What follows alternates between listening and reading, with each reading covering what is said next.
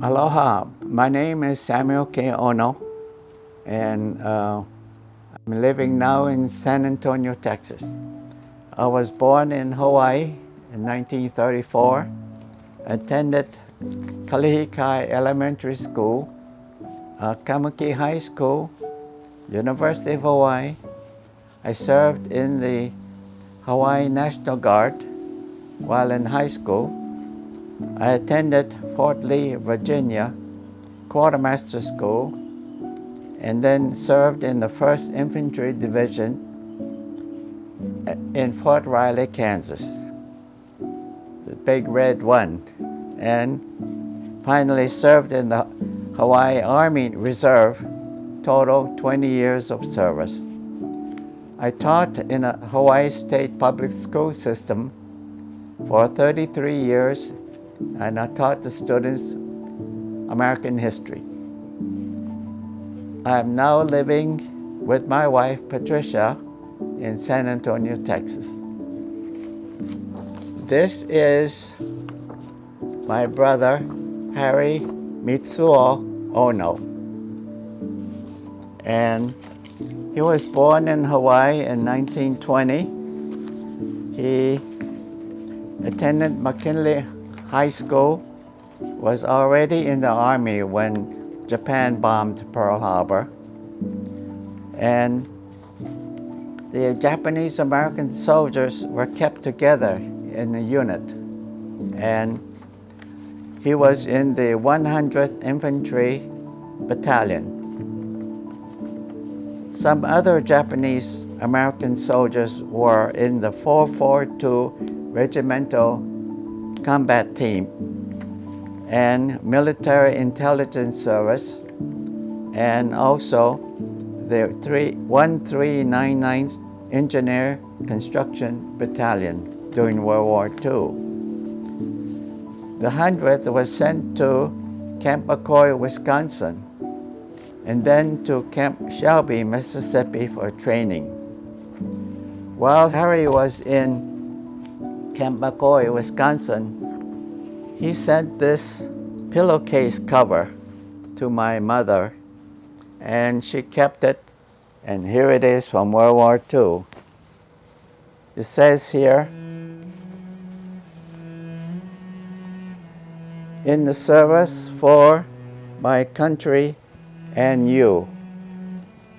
To Mother, a word of love and gratitude, a little word of peace, praise, a word to wish you happiness in many pleasant ways. But words can never say enough, nor wish enough, it's true.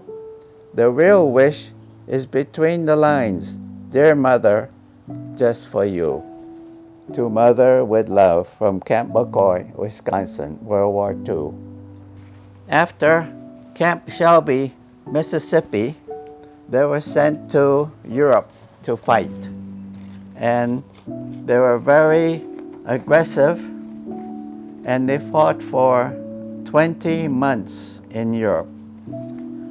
And they suffered a very high rate of casualties. So their nickname was the Purple Heart Battalion. Harry received an injury to his ears, and he did receive the Purple Heart Medal.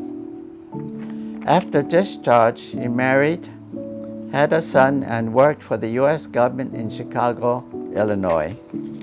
They are all now buried in Chicago, Illinois. My second brother is Alan Kenji Ono, and he served in the U.S. Army for 35 years. And he was the Army's first Japanese American and Asian American Lieutenant General. He attended public schools in Hawaii, and he was a cadet in the ROTC program in the University of Hawaii. He became a second lieutenant and graduated from the infantry school in Georgia and the Airborne School. He served in Izmir, Turkey, Panama, and while he was in Panama, a senior officer became his mentor. Alan served in Albuquerque, New Mexico as the Army recruitment officer. He also served in Hawaii and in the Pentagon in Washington, D.C. While in the Pentagon, Alan volunteered to serve in South Vietnam during the war. So after 35 years, he retired.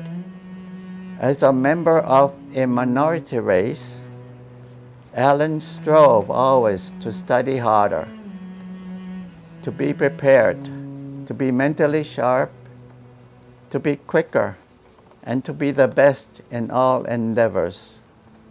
He led by examples and was always fair. He always worked to bring honor to his parents, his family, and to the Japanese Americans in the U.S. After retirement, he served as a vice president of the American Savings Bank in Hawaii.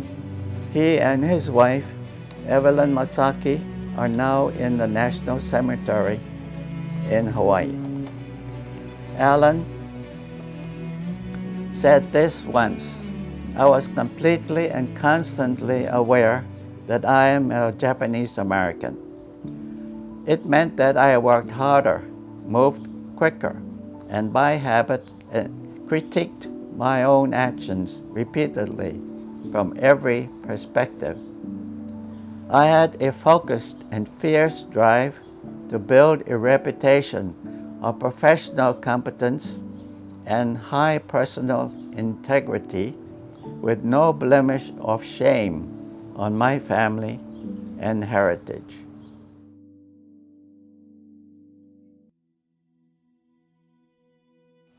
December 7 was Sunday. Sunday morning, many sailors were in town on shore leave. There was no alert. Stores were closed because it's Sunday. People were sleeping late. Then the shock of war came. So everything changed. Now, as we went about our business, we were surprised that suddenly we're at war. And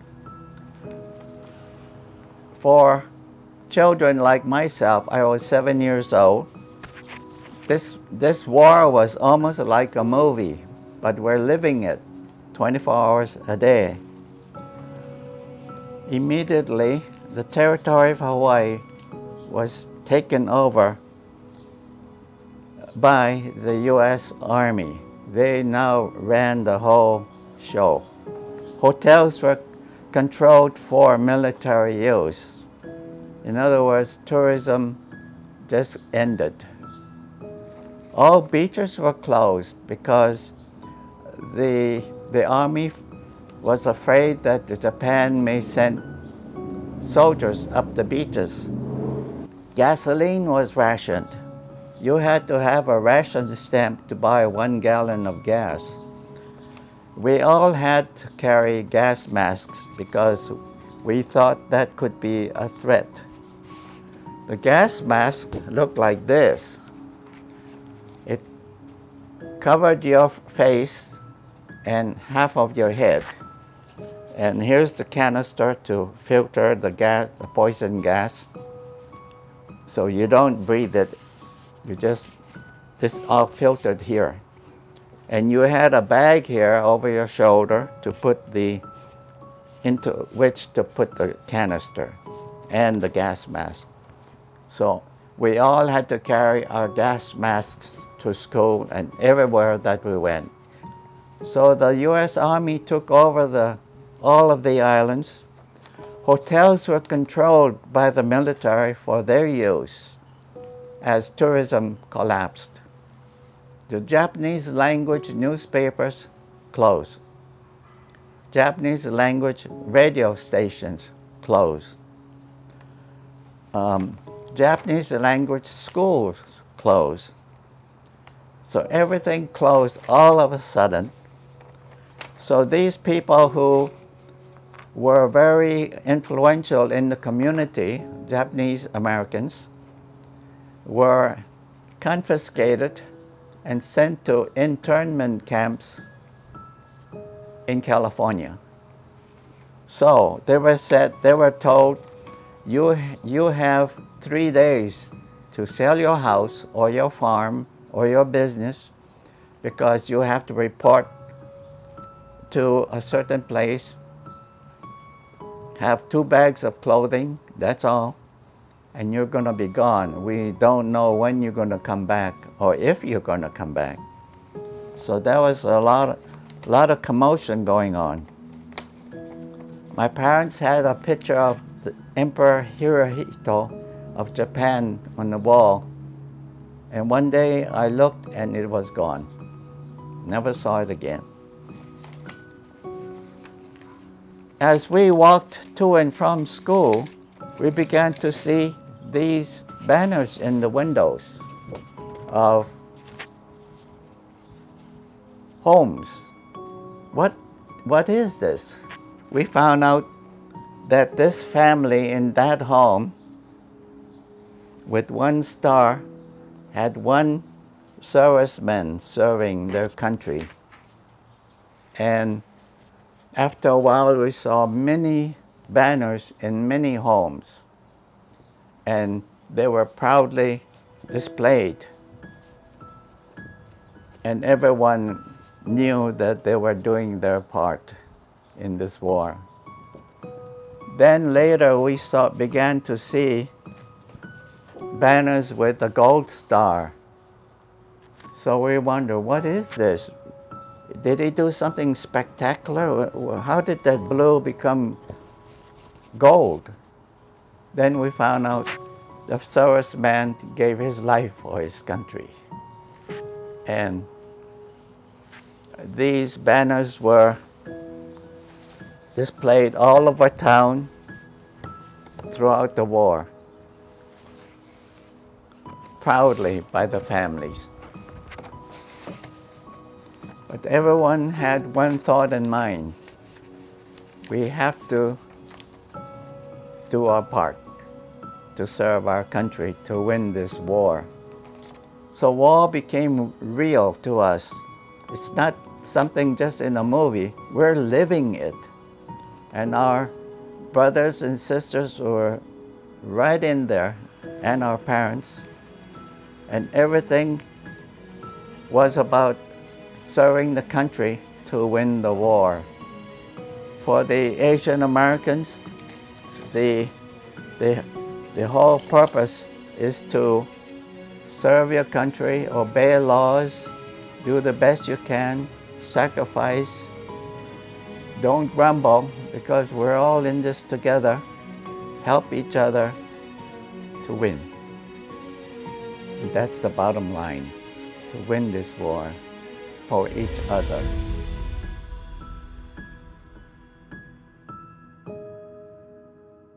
I joined in 1958 when I joined the U.S. Army, and I've been a member ever since. Always good service, very efficient, the workers are always caring and very responsive to our needs. And to me, I think the USAA is one of the pluses that you get when you join the military, a real plus.